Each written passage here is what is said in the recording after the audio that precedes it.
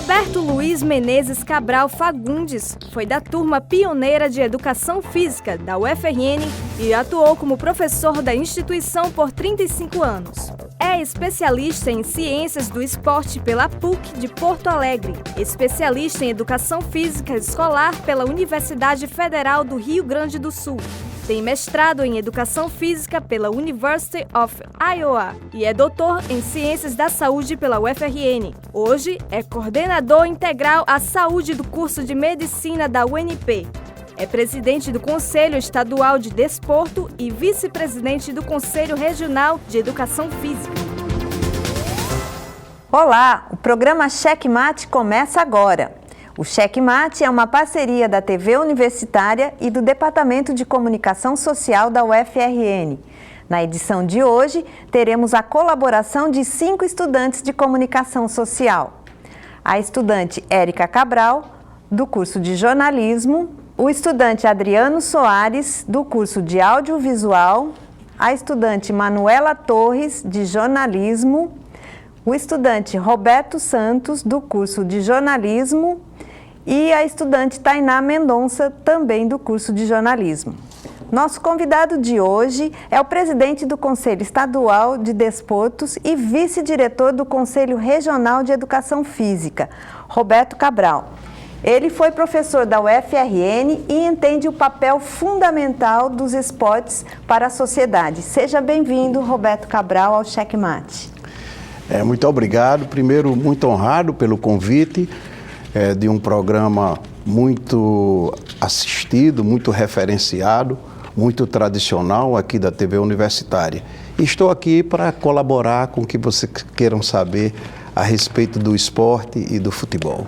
Bom, então vamos começar a nossa conversa, né? Gostaria de saber em que momento, né, que o senhor decidiu assim atuar na área de esporte. Bem, a minha iniciação esportiva se deu por volta de 12, 13 anos de idade e naquela época não existia a especialização que existe hoje. A criança e o adolescente adentrava nas diversas modalidades esportivas e isso era muito salutar.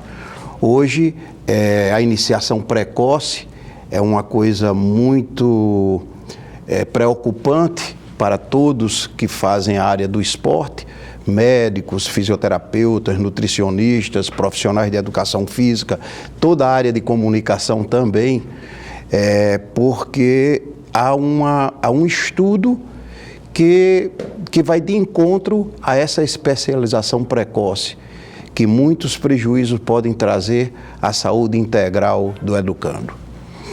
Certo. Parece que a gente vive um momento assim em que o esporte toma uma proporção não só precoce para as crianças, mas eu acho que em todas as faixas, né, existe uma potencialização do esporte como colaborador da boa saúde, da longevidade. Exatamente. A prática regular de atividade física hoje é tida como são ações inserida no contexto da medicina preventiva. E o esporte também, quando parte para a área do esporte não competitivo, ele substitui bastante essa prática regular. Ele pode ser pessoas que têm uma prática regular esportiva sem fins de competição, ela pode substituir uma atividade física prescrita, como exercícios e corridas, etc. Agora, o que vem ocorrendo? Nesses últimos anos, o esporte tomou outros caminhos, não só aqui no Brasil, no mundo inteiro. Depois das conferências que existiram aqui no país, que discutiram profundamente qual o papel formador do esporte. Então, as diversas dimensões esportivas, seja ela na área da performance, seja ela na parte educacional, esporte educacional, ou mesmo aquele que é feito sem nenhum fins de competição, ele realmente se torna um campo de atuação muito propício a trabalhar junto com a saúde e, consequentemente, a melhoria da qualidade de vida dos seus praticantes. Só que tem o quê? Tem suas faixas etárias, tem o grau de dificuldade de cada um esporte desse, e hoje, quer dizer, o esporte profissional, quer dizer, o esporte que é praticado profissionalmente, realmente tem se tornado um meio de sobrevivência. E muitos atletas aí, de alta performance, têm uma vida curta, esportiva, e às vezes, depois disso tudo, aí vem os grandes problemas, porque o esporte de alta performance deixa sequelas, às vezes, irreversíveis. Daqui a pouco a gente conversa mais sobre isso. Agora vamos para a primeira pergunta dos estudantes com a Érica Cabral, do curso de jornalismo. Olá, tudo bem? Você se considera um apaixonado pelo futebol? Se você se considera, de onde vem esse amor? Olha só, o futebol tá no sangue do brasileiro, né? E na minha época não tinha muitos locais de prática de outros esportes. E todo bairro tinha suas peladas, e eu também fui um desses, fui peladeiro demais, do futsal, que hoje é o futebol de salão, que hoje é o denominado futsal, e do futebol. Então, desde pequeno que eu passei a ter esse grande amor ao futebol, e acompanhei aqui final da década de 50, eu acompanhei alguns jogos no Juvenal Lamartine, que é o estádio que fica aqui na Hermes da Fonseca, um estádio conhecido como JL. E naquela época, realmente, de lá para cá, nunca mais me afastei disso aí. E tenho realmente um amor muito grande pelo futebol. Sou assíduo do futebol norte-riograndense, esse sofrido futebol norte-riograndense. E essa é a minha história aí dentro do futebol como torcedor e algumas vezes como pitaqueiro do meu clube de coração, que é o ABC Futebol Clube. Ok. Agora o estudante Adriano Soares, do curso de audiovisual, é quem vai fazer a sua pergunta. Professor Cabral, tudo bom? Como você, entendedor do futebol do Rio Grande do Norte, quais fatores levaram a essa crise que nós vivenciamos hoje no futebol? Sua pergunta é muito pertinente para os dias atuais. O futebol do Rio Grande do Norte realmente está atravessando muitas dificuldades. Já chegamos com dois clubes na Série B, já chegamos com um clube aqui na Série A. O ABC também teve em 1972 na Série A, mas o América teve mais recente, e agora é ladeira abaixo. O ABC encontra-se hoje na Série C e o América na Série D. Aí você está perguntando, que contexto é esse? São vários. Primeiro, a total desorganização gestora administrativa dos clubes. Os clubes aqui vivem a Deus dará. Contrata e não tem dinheiro para pagar. Depois vem a ação trabalhista. Os três, o Alecrim está aí passando uma dificuldade enorme, o ABC está passando uma dificuldade enorme, o América já passou e ainda tem algumas ações trabalhistas. Então, tudo isso deságua na má administração. E, às vezes, com a boa vontade dos que fazem o ABC, o América, o Globo, o Alecrim, eles contratam certo, mas não tem resultado, e futebol vive em função do resultado. O outro grande problema que vem afastando o torcedor dos estádios, a violência como fator primordial. Hoje vai se discutir uma partida de futebol, vamos primeiro discutir quantos policiais a gente vai colocar lá. Isso é um absurdo, não é? A gente deveria estar preocupado com o entorno do estádio, com coisas boas para as famílias, para as crianças, e multiplicar o torcedor. Então, a outra coisa, violência no estádio. Então, ninguém quer mais sair de sua casa. E o terceiro, que vai ser o primeiro, é a televisão.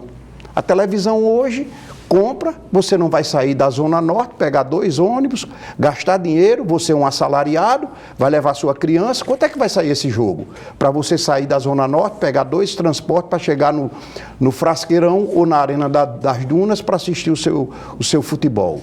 Com um preço caro. Então é muito melhor, paga aí a TV paga um TV a cabo, uma dessa qualquer, você tem a televisão e ainda faz o lanche em casa mesmo e não corre nenhum risco. Então, esses fatores vêm a cada dia se somando para esse total desestímulo, para essa fragilidade que o futebol está vivenciando, principalmente aqui em Natal. Aqui no Rio Grande do Norte, ou se para se fazer um fórum de discussão, para que a gente tome atitudes que mudem esse percurso. A outra coisa, coisas viciadas, campeonato igual, todo ano aquela mesma, é uma mesmice. Não existe uma fórmula mais atrativa para os competidores e para os seus assistentes, que são os torcedores. A razão maior da existência do futebol. E o que o senhor acha que poderia ser feito, né, para... o senhor falou aí dos empecilhos do espectador ir ao estádio, né? Qual é a saída, então? Se as pessoas... O ingresso é caro, existe a questão da violência, e existe uma saída para trazer essas pessoas de volta ao estádio? Certamente existe, e ela está muito próxima. Se todos, federação, entidades participativas, os clubes e os órgãos públicos. Eu vou dar aqui um pequeno exemplo. Eu lancei, e agora essa ideia não é mais minha, porque tudo que acontece lá dentro do ABC Futebol Clube, a ideia é do clube, mas lancei uma ideia, e essa ideia hoje é do ABC, de fazer um convênio com as escolas estaduais e municipais, dando ingresso de graça para os estudantes regularmente matriculados para assistirem o futebol.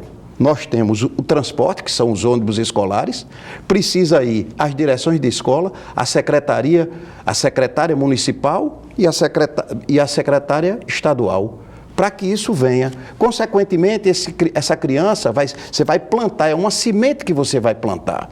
As outras coisas, qual é o atrativo que tem um jogo desse? Fica a interrogação. Tem alguma coisa boa que vai acontecer lá no estádio? Ou só aquele futebol, às vezes, de qualidade baixa? Então, tudo isso são fatores que influenciam a essa situação que você está falando.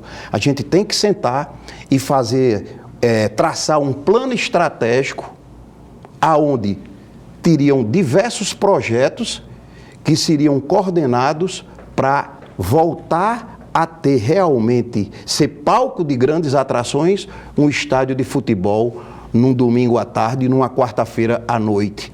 Então, o principal disso tudo, essa inviabilidade, se dá por aqueles fatores que eu já falei aqui. A violência, o horário, a televisão, o custo, e que ninguém está trabalhando isso. Então, precisa se trabalhar isso aí. Agora, isso é uma coisa que é para ser discutida com todos que estão envolvidos na parte gestora administrativa do futebol do Rio Grande do Norte.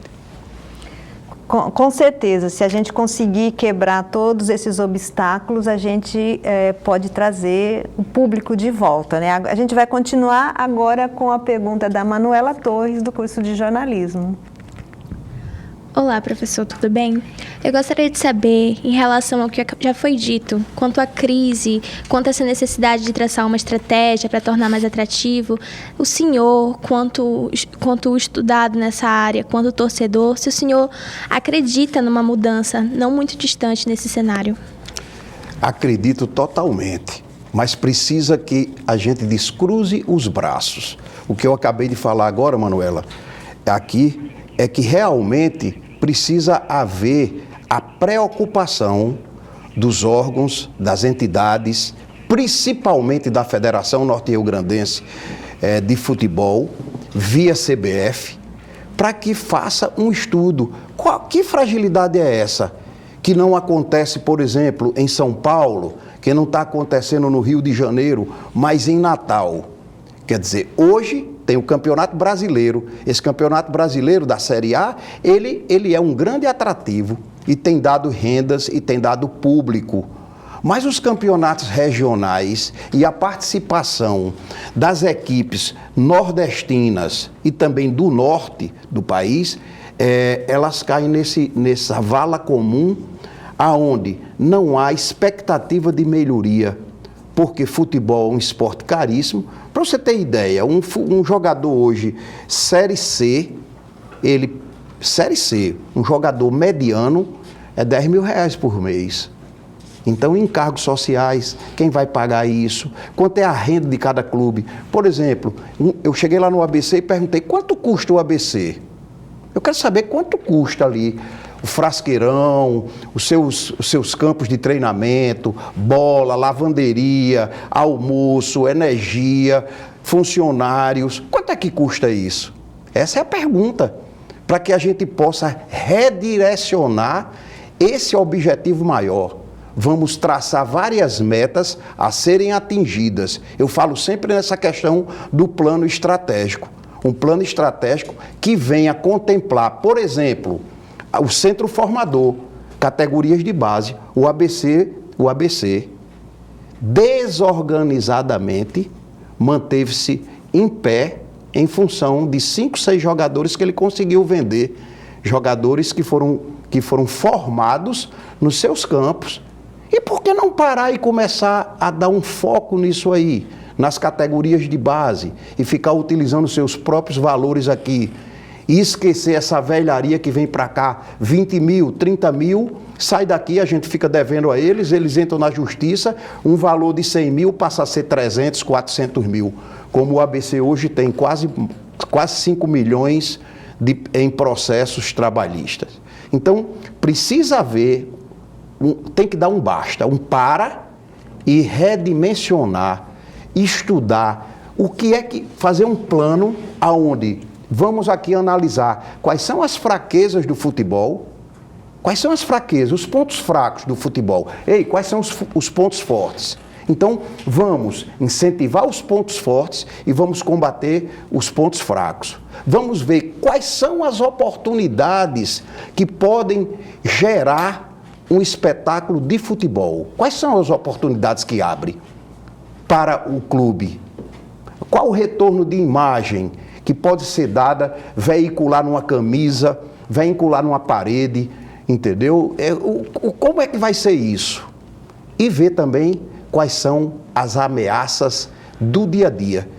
Aí esqueceram as vantagens, esqueceram as oportunidades e estamos num buraco onde somente acontece coisa ruim, que são as ameaças, que estão permanentes. Cada vez que se contrata um jogador desse sem ter na mão o financeiro, o risco do clube é muito grande de perder patrimônio e de perder o principal, que é o seu nome.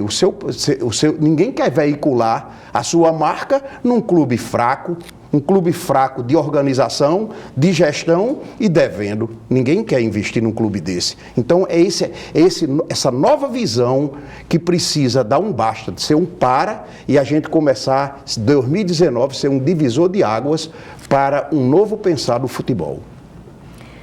A nossa conversa está muito boa, mas a gente vai fazer uma pequena pausa e vamos para um breve intervalo. O Checkmate volta em instantes com o presidente do Conselho Estadual de Desportos, Roberto Cabral. Até já!